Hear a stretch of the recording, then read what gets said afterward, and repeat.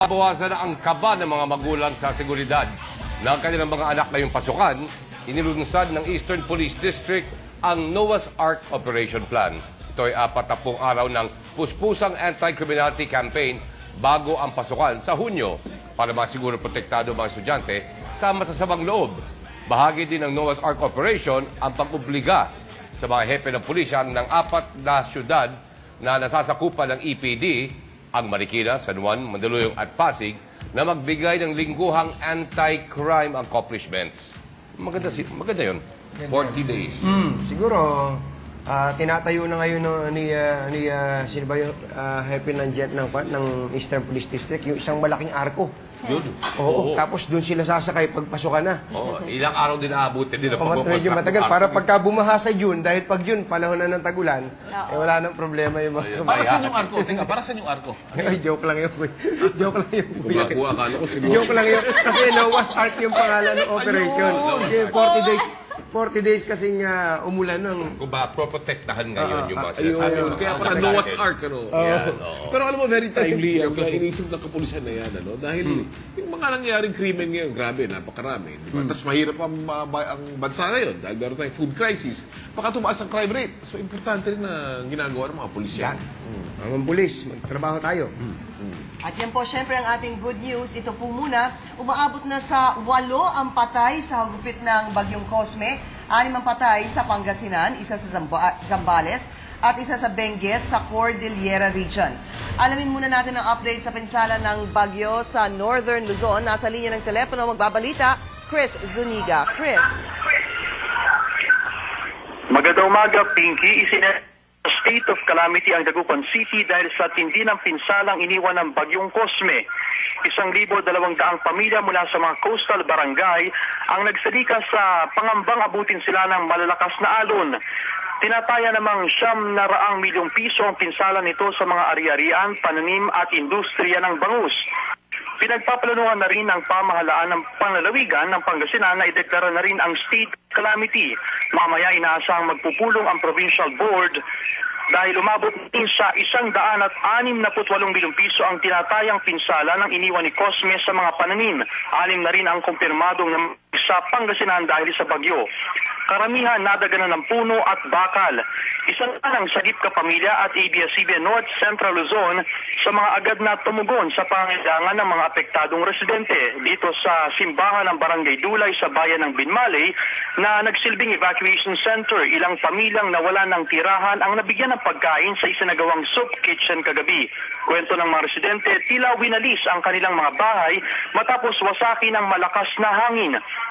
Hindi rin pinalagpas ni Cosme ang Lingayen Airport nang patawagin nito ang 3 eroplano. Marami ring bahay ang winasak ng baha at ulan sa Lingayen. Wala pa rin kuryente sa buong lalawigan, Pinky, dahil sa pagtumbahan ng mga poste at puno bunsod ng hagupit ng bagyo. Sa Baguio City naman, bukas na sa mga light vehicle ang Cannon Road pero iba yung pag-iingat pa rin ang paalala ng otoridad na mag-ingat sa landslide at madulas na kalsada. Yan ang pinakahuling balita. Pinky, mula rito sa Pangasinan, ako si Chris Zuniga. Pinky. Maraming salamat sa iyo, Chris Zuniga. Samantalang maliban sa Pangasinan, Baguio at Benguet, nagtamo rin ang matinding pinsala sa Bagyong Cosme ang mga bayan ng Santa Cruz, Botolan, San Antonio at iba sa Zambales. Sa bayan po ng Santa Cruz, dineklara ang state of calamity nang mawasak ng bagyo ang halos 80% ng mga bahay doon. Mahigit sa 300 pamilya rin ang inilikas. 23 bahay rin ang napinsala ng bagyo sa resettlement site sa Barangay Kawag sa Subic, habang binaha naman ang mga bayan ng Iba, Botolan at San Antonio. Isa ang iniulat na namatay sa Bagyong Cosme sa Zambales.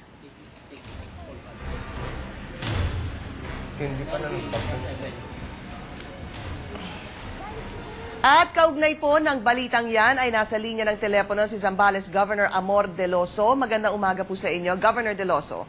Magandang umaga din po sa inyong lahat yan. Gov, tila ang tindi ng pinsala dyan ng Bagyong Cosme. Kamusta po ang kalagayan ng ating mga kababayan?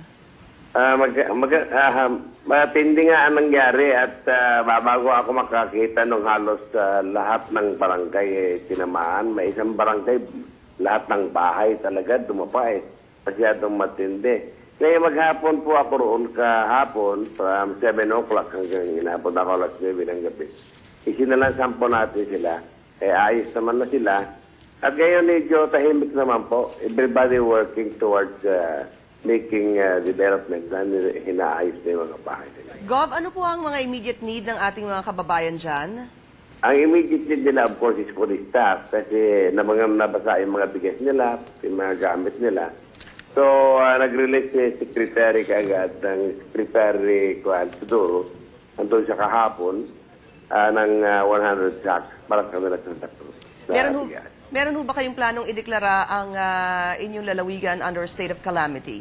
Yes, madam. Okay, lahat po. Mamaya po sa sesyon ng Provincial Board, magre-resolution sila declaring it a state of calamity. Alright, Gov, maraming salamat po sa inyong oras, si Zambales Governor Amor Deloso. Samantala, breaking news pa rin tayo. Kanina po, siyam ang kumpirmadong patay habang 5 pa ang sugatan matapos pagbabarili ng mga di pa kilalang lalaki ang mga miyembro ng 4 na pamilya sa Calamba, Laguna kagabi. Mamaya po, nandyan si Jenny Reyes at bibigyan tayo ng update. Hindi pa ako nakakabangon ng Laguna dahil naalala nyo ng Biyernes, meron pong karumal-dumal na krimen dyan. Ang kabuyaw po na pinangyarihan ng RCBC Bank robbery sa massacre ay katabing-katabi lang nitong pong pinangyarihan naman ng insidente ngayon na Calamba, Laguna. Tabayanan po ninyo yung ating follow-up report dyan. Ay, nako, ito naman po, maganda-gandang balita dahil papalabas na ng bansa ang bagyong si Cosme. Bagamat nasa dagat ito, exact location nito ngayon, 500 kilometers east of Apari. Medyo malakas pa rin itong tropical storm na ito sa 95 kilometers per hour, maximum sustained winds at gustiness sa 120 kilometers per hour o pagbugso. Ano po? Inaasang mananatili dito sa Philippine Area of Responsibility hanggang bukas. Papuntang Okinawa, Japan. Kahit papalayo na ng bansa itong si Tropical Storm Cosme, inaasahan pa rin mag-uulan sa araw na to sa Southern Luzon, Visayas at Mindanao. Ito hindi na dala ng bagyo. Ito po ay yung enhanced na southwest monsoon o habagat.